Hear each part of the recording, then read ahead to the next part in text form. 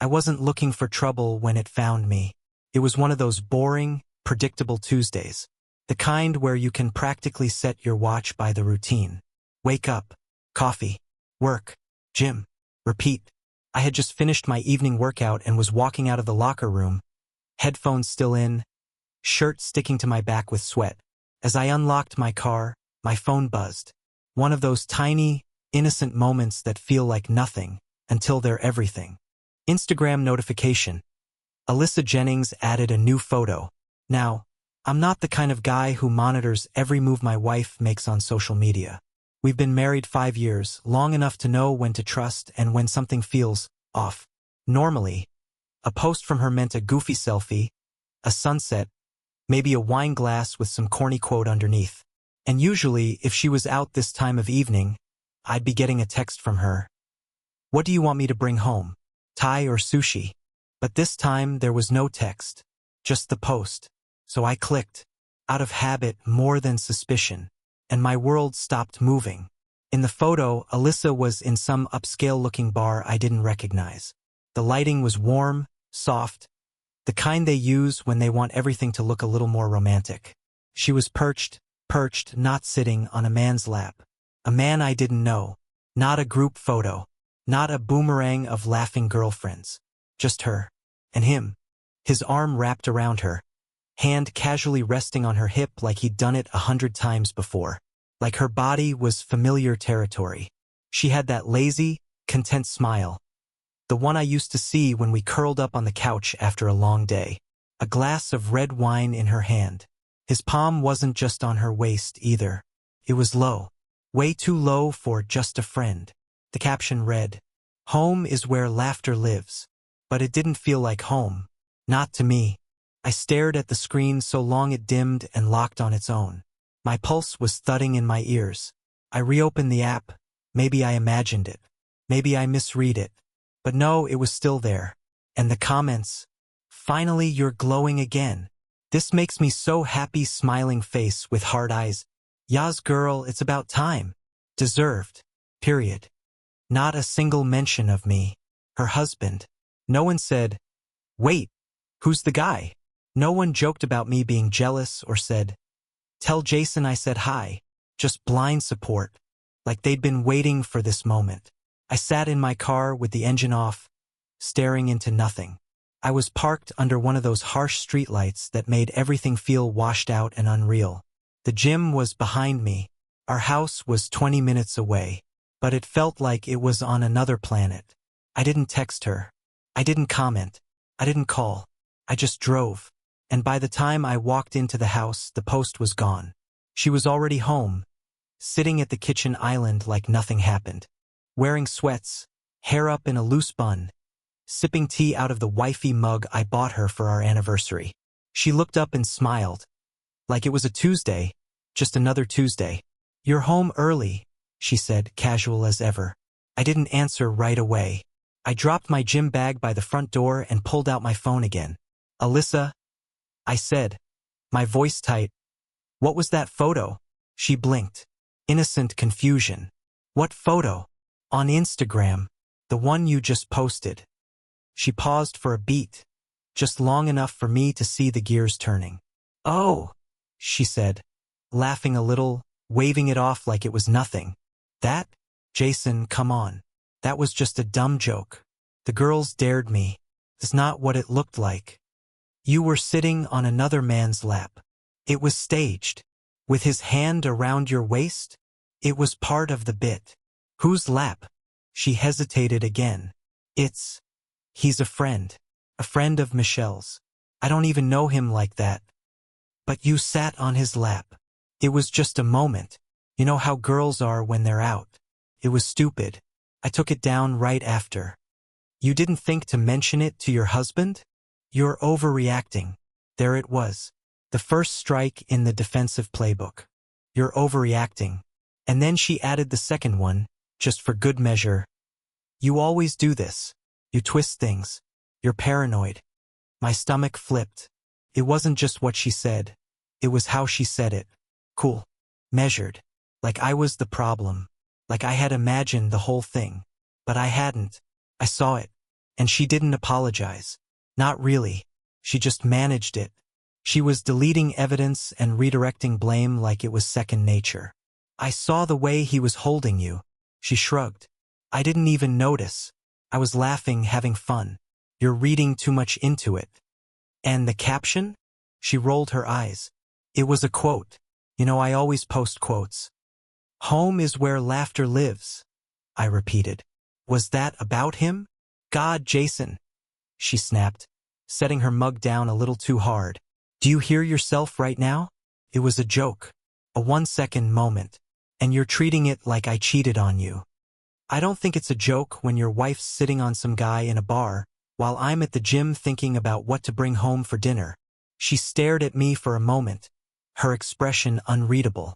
And then she said the quiet part out loud. I'm allowed to have fun. I never said you weren't. But every time I go out lately, you act weird. You ask questions. You make faces. You never trust me to just have a night without interrogation. So sitting on another man's lap is normal now? She exhaled through her nose. You're exhausting. That one landed. It hit me in the chest like a brick. Not because she was angry, but because she was indifferent. Like she had already made peace with something I hadn't even been told about yet. She grabbed her tea, walked over to the couch, and pulled a blanket over her lap like we were done here.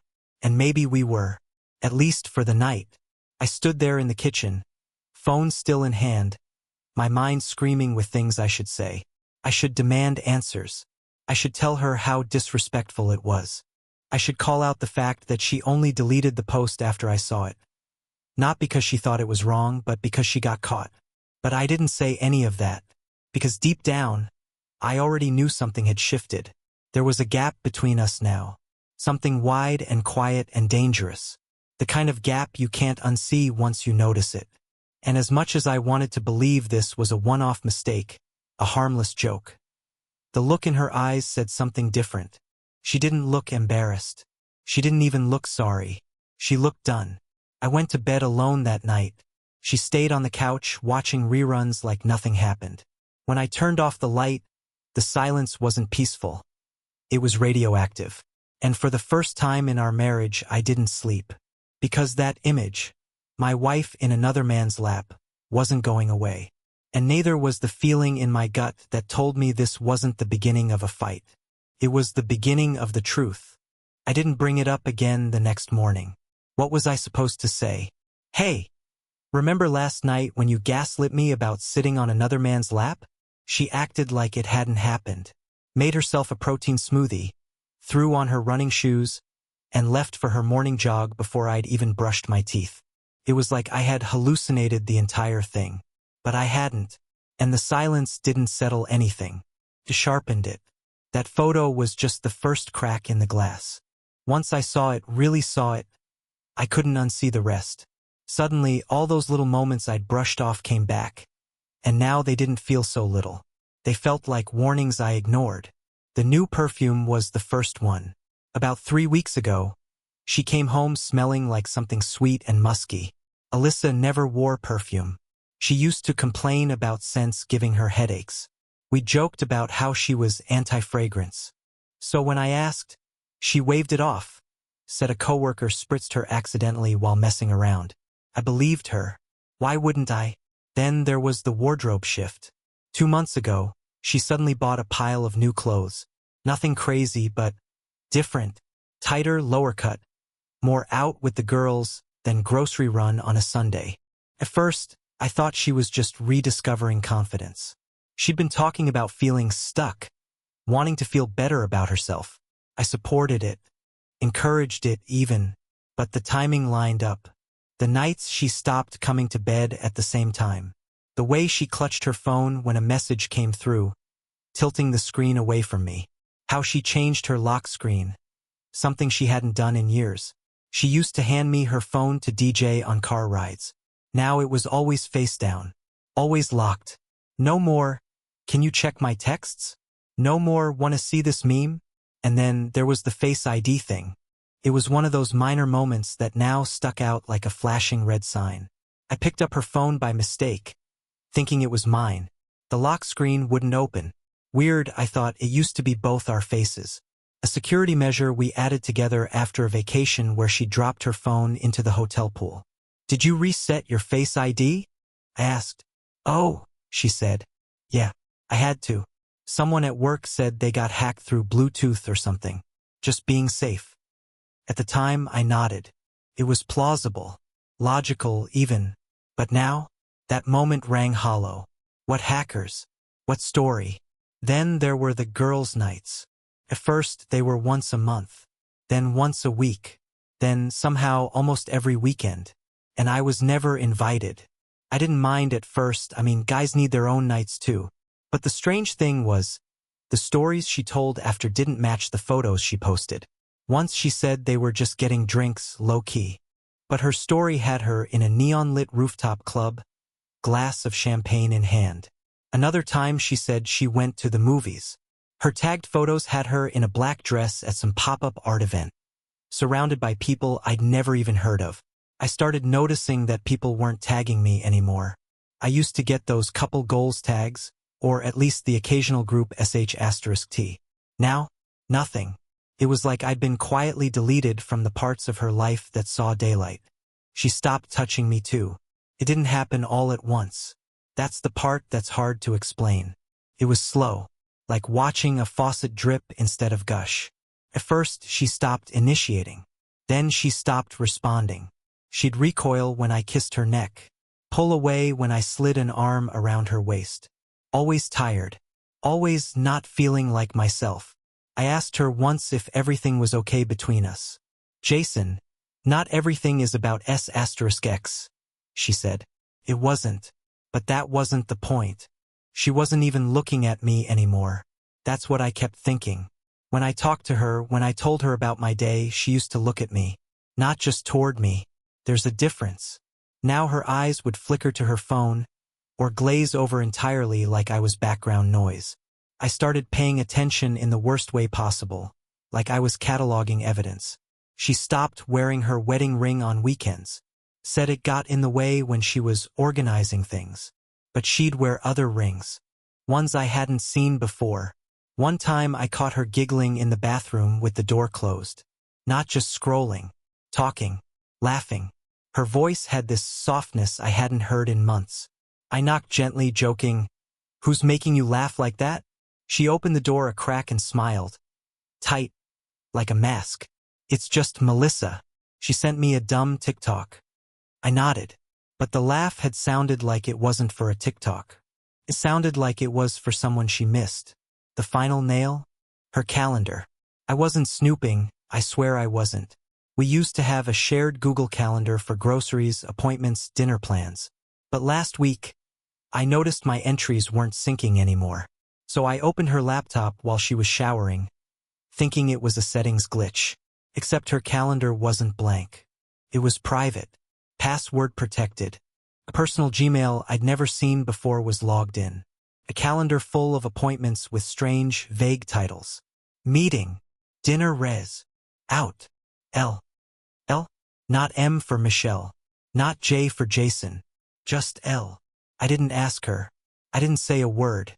Because somewhere between the new perfume, the disappearing ring, and that photo on her lap, I realized I wasn't looking at a person anymore.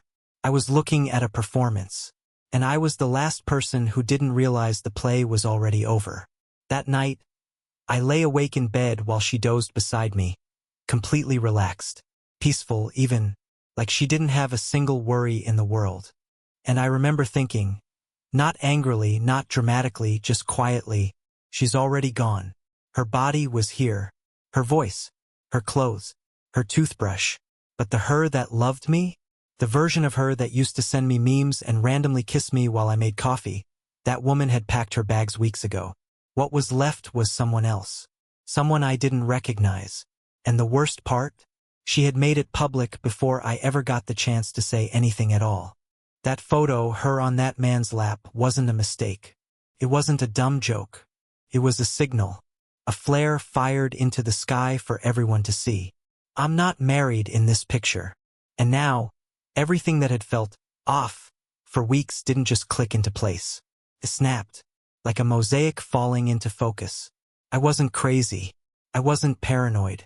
I was living inside a lie that was unraveling in slow motion, thread by thread, while everyone else clapped for her and told her she looked so happy. No one knew I was the ghost standing just outside the frame. And maybe that's the part that broke me the most. Not that she was slipping away, but that she'd already told the world I didn't exist. 2 days later, Alyssa left for a corporate retreat. I put that in quotes now. Corporate retreat. That's what she called it. A weekend at a lake house with just her team. No spouses, no plus ones. She made it sound routine, but it wasn't. Her voice had this high-pitched ease when she told me about it, like she was reading from a script, over-smiling, over-explaining. She said it like she'd practiced. This is mandatory, babe. It's for the new product strategy rollout. Where is it again? Some lake up north. Michelle booked it, she knows the place. I nodded, pretended to scroll through my phone, but I felt my pulse in my jaw. Michelle again. The same name that came up when Alyssa needed a cover. Michelle's always been convenient. She threw a silky red dress into her suitcase and caught me looking. It's for a team photo thing, she said. Girls only. Okay, I said. That was all I said. I didn't argue. I didn't press. I didn't demand to know why she needed to wear something you'd normally save for a date night or an anniversary dinner, because I already knew. I didn't want her to know that I knew. Not yet. That morning, I made her coffee, handed her a protein bar like always, kissed her on the forehead. I even told her to have fun. And the smile she gave me was too perfect. Like she thought she won. She left just before noon in an Uber. Claimed the team was carpooling. But I knew where she was going. A friend of mine, we'll call him Eric, works tangentially with her company. He reached out to me quietly the day before. Hey man, I'm not trying to get in the middle of anything, but Alyssa's been pretty cozy with someone on her team. Guy named Travis. He's been talking like they're seeing each other. He sent me the name of the resort. Not a hotel. A private lake house rental with a private dock and fire pit. The kind of place you book when you don't want to be found. That night, I didn't sit around waiting. I rented a drone. Not kidding. I went to a local hobbyist shop, told them I was testing camera drones for real estate. Rented one with a 4K feed, night vision, and a silent rotor. And then I drove. It was a 2-hour drive, most of it through wooded backroads. I parked half a mile from the lake house, tucked behind a grove of pine trees, completely out of sight. I launched the drone just after sunset. The house came into view. It was beautiful, 2 stories.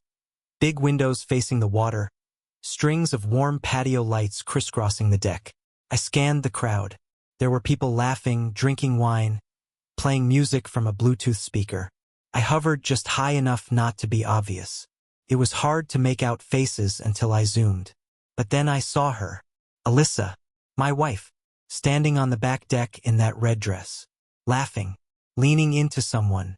The same guy from the Instagram photo. I don't know how I knew it was him. Maybe the hair, maybe the posture. But the second I saw him, my stomach went cold. He reached for her hand and pulled her down beside him on a cushioned chair. His arm went around her shoulders like it belonged there. And she let it.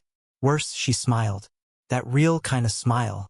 The kind you give someone you want to be near. She sipped wine, whispered something in his ear. Then they kissed.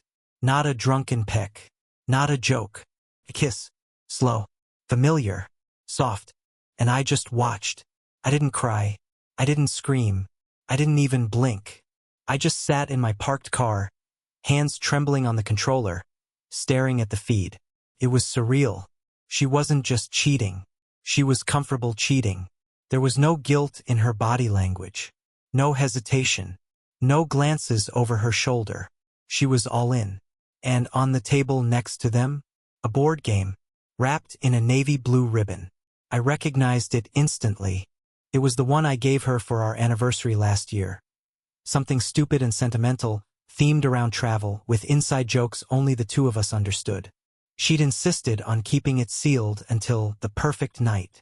I guess this was it. At some point, he whispered something into her ear and she threw her head back laughing. Like I didn't exist. like I never did. I hit the power button on the drone feed, watched the screen go black. Then I sat in my car for maybe half an hour, the only light coming from the dull red glow of the brake lights behind me. The air felt thick, heavy, like grief had weight, and I thought, this is what it feels like to be erased in real time. I didn't sleep that night. I didn't eat the next morning. I didn't call her, didn't text. But later that evening, I posted a photo to my own story, black and white, intentionally moody. A single, clean bedroom corner. One nightstand. No personal items. A made bed with untouched sheets. Caption: home is where your things no longer lie in the shared bedroom. No hashtags. No names. Just space. She saw it. I know she saw it. Her name popped up in the views. No response. No heart emoji. No panic. Just silence. A few hours later, I noticed she'd deleted almost every couple photo from her own feed. The last post of us together, an anniversary dinner, vanished without a trace. Her profile read, healing, growing, reclaiming joy. I scrolled through her comments. The same people who once toasted our wedding were now cheering her on like she'd escaped prison. You're glowing, girl. Love this for you. Finally putting yourself first. Putting herself first. That's what it was about, I guess. Not love. Not betrayal. Just narrative. Her story. And in her version, I was never more than a plot obstacle. But me? I was writing something else. I saved the drone footage. Every second of it. Backed it up on 2 drives and emailed myself a copy. I wasn't going to use it right away. I wasn't even sure I wanted to. But I needed to know that I wasn't crazy. That it happened. That what I saw, what I felt, was real. Because she had already made it public. She did it without guilt, without apology, without a flinch. She kissed him like I'd never existed. In front of colleagues. On company time. At a corporate retreat, funded by the same job she used to vent about in our kitchen. The betrayal wasn't quiet. It wasn't in shadows. It was right there. On the deck. In the open. Dripping with wine and boldness. And for the first time I realized something that stuck with me. She hadn't just stopped loving me. She'd started loving who she was without me. That was the worst part. Not the cheating. Not the lies. But the look on her face when she wasn't mine anymore. And she liked it. She came back on a Monday. Not early. Not late. Around 4 p.m. Just enough daylight left for a warm entrance. Like she planned the timing. I heard the garage door rumble. Her familiar footsteps in the hallway. The soft jingle of her keys in that little ceramic bowl by the door. The same routine I'd heard 1,000 times. But this time it didn't sound like home. She walked into the kitchen carrying flowers, white tulips, her favorite. A slice of cheesecake in a box from that bakery downtown. She always said it was our spot. Now it looked like she picked it for nostalgia points. "Hi," she said. Like we hadn't been living in a Cold War. I didn't say anything. She placed the cheesecake on the counter, unwrapped the flowers, and started hunting for a vase like nothing had happened. Like she hadn't just kissed another man under string lights with wine in her hand and our anniversary board game on the table. "I brought dessert," she added, pulling down glasses from the cabinet. "Thought we could talk." I stayed silent, leaning against the fridge, arms crossed. She turned and gave me that practiced grin. Half repentant, half hopeful. The one she used to get out of parking tickets. "You're mad," she said finally. "I get it. I'd be mad too." Mad wasn't the word. I was watching a performance. That's what it felt like now. Like she was on a stage she didn't realize I'd already seen behind. I knew where the trapdoors were. I'd seen the cables, the wires, the dress rehearsal. She walked toward me, slowly, like I was an animal she didn't want to startle. "Jason, I know what you think you saw." I tilted my head. Think? But it wasn't like that. I mean, yeah, there were drinks and maybe I got a little too comfortable, and I should have thought about how it looked. But, she paused, gauging me. It was just a moment. A dumb, emotional moment. "Alyssa," I said, voice flat. "You kissed him." She looked away. We were drunk. Everyone was. I didn't respond. She kept going. Look, I know I messed up. I really, really do. But it wasn't some secret affair. It wasn't some plan to hurt you. It just happened. I let her keep talking. That's the part she didn't expect. I didn't yell, didn't accuse, didn't throw a plate or storm out. I just watched her unravel. I was stressed. I've been feeling weird. And Travis, he was nice. He listened.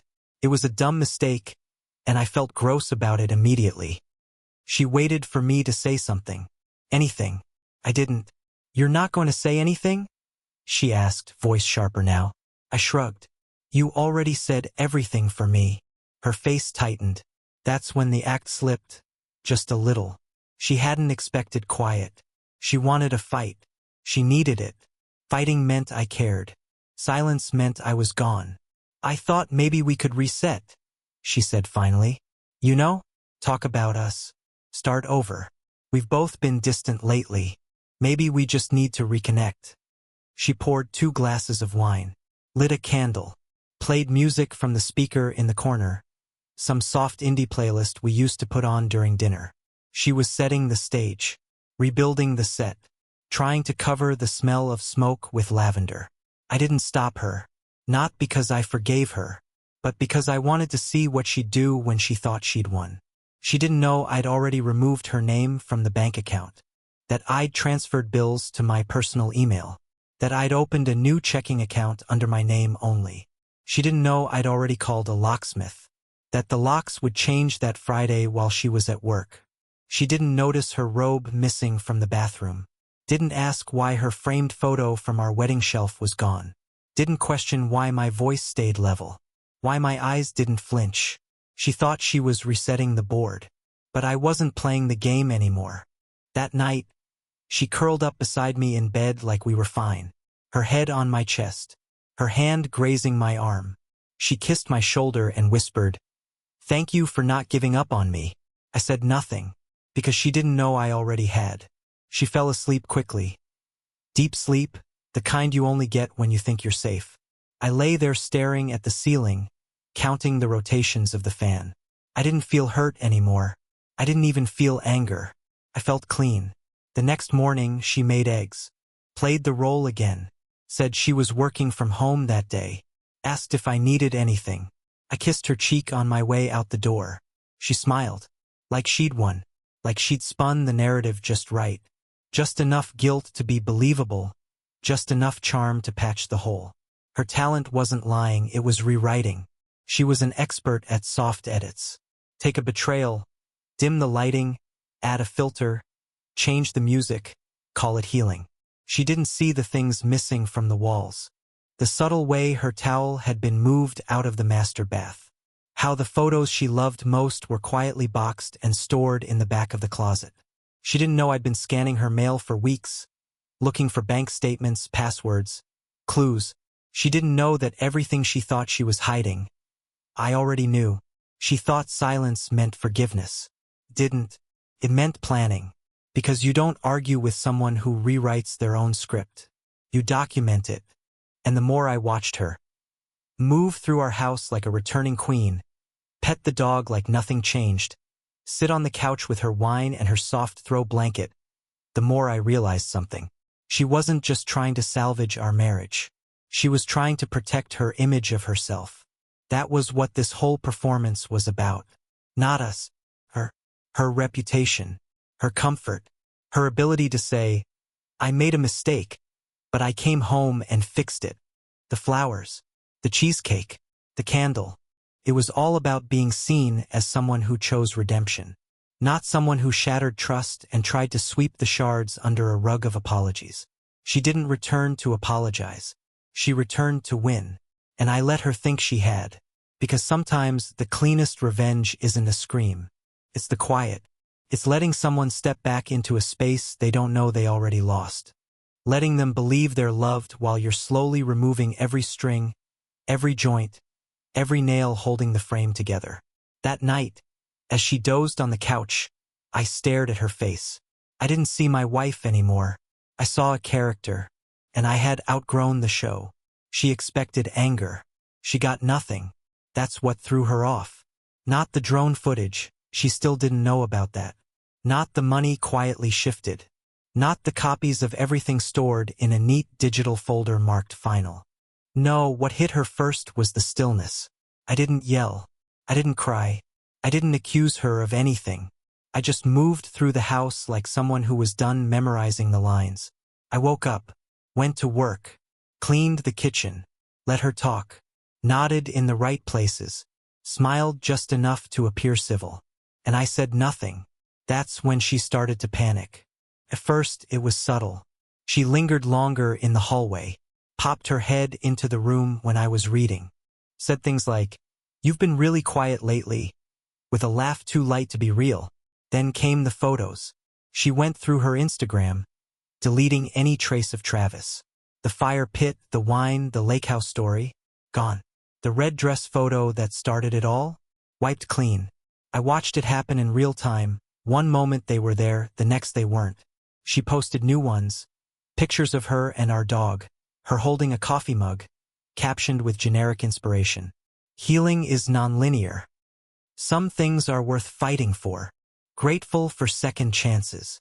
It was like watching a PR campaign unfold in slow motion.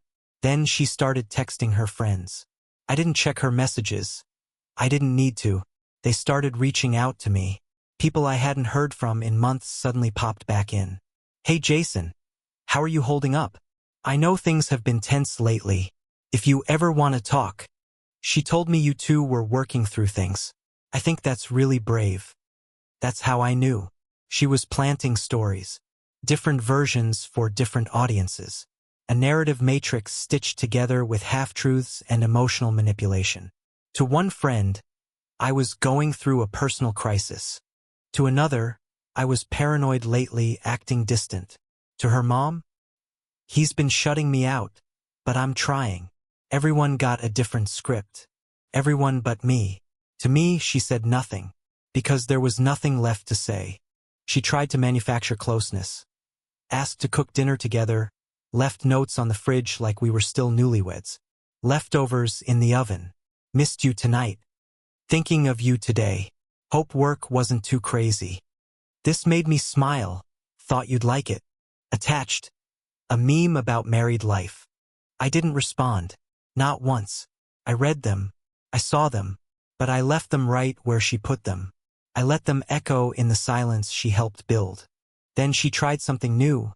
She reached out to my friends. "Just checking in on Jason." She texted my best friend, Ryan. "He's been really quiet lately, and I'm starting to worry." Ryan didn't reply. Instead, he called me. "She's spinning," he said bluntly. "Trying to control the optics. That silence you're giving her? *ling her. Keep going." And I did. Because for the first time in months, I didn't feel powerless. Silence wasn't empty. It was loaded. It made her fill in the blanks. And the more blanks she filled, the more tangled her stories became. She cried one night, real tears. Or at least they sounded real. I was upstairs reading. She came into the bedroom and sat on the edge of the bed like she used to do when she wanted comfort without saying the words. "I don't know what you want from me," she whispered. I kept reading. I deleted the photos. I stopped talking to Travis. "I'm here. I'm showing up. What else am I supposed to do?" I set the book down and looked at her. "You're not here, Alyssa. You're in damage control." She looked like I'd slapped her. "That's not true." "It is. You're not rebuilding. You're rebranding. And I'm not buying it." Her eyes welled up, and for a second, I could see that flash of something. Regret? Fear? Loss? I don't know. But then, just like that, the shutters came down. "You're being cruel." "No," I said quietly. "I'm being honest." She didn't answer. She left the room. The next day, she tried to reclaim ground. Wore my college sweatshirt around the house. Made my favorite meal, grilled salmon, roasted potatoes, extra garlic. Lit the same candle we burned during lockdown. The one we used to joke. Smelled like forgiveness. I ate it. I said thank you. Then I rinsed my plate and went to bed alone. And still I said nothing more. Because she'd built a life where her voice filled every silence. Where emotion was performance. where apologies were press releases and gestures were campaigns. But now, her audience wasn't clapping, and that terrified her. I posted one more photo that week. A simple black and white *T of my desk. Just a book. A mug. Morning light. Caption: I'm breathing again. That one hit her harder than anything I'd said in weeks. I know because she stopped posting after that. Stopped sharing inspirational quotes. Stopped tagging places and meals and filtered glimpses of healing. Because silence doesn't give you something to respond to. It gives you a mirror. And what she saw in that mirror wasn't flattering. She couldn't paint over it with flowers or cheesecake or candles. She couldn't hashtag her way through it. Because now, when she said, "I'm trying," no one answered. No one believed her anymore. And nothing scared her more than that. It wasn't yelling that undid her. It was the silence. The ex stopped texting. The group chats dried up. Even her mother, always her biggest supporter, stopped returning calls. She came to my office one afternoon, holding a homemade pie like it was a peace offering. Security asked if I wanted to let her in. I said no. The pie ended up in the break room. Nobody touched it. Later, her lawyer emailed mine, asking if we could pause the process. I didn't reply with words, just sent a single photo back. The one from the lake house, her hand in his, that red dress, captioned, "Home isn't where you forgot the vows you made." The hearing lasted under an hour. She got the dishes, the car, some furniture. I got peace. After court, she sat on a bench outside, quietly crying. I walked past her like she was a stranger. Days later, she mailed a box. My old sweatshirt. A note. "It still smells like us." But it didn't. It smelled like closure. Her last message read, "Was it really that easy for you?" I didn't reply. Not because it was easy. Because it was final. I posted one last photo, my new living room. No filters. No clutter. No her. And somewhere I knew she zoomed in, looking for a piece of herself. But there was nothing left to find.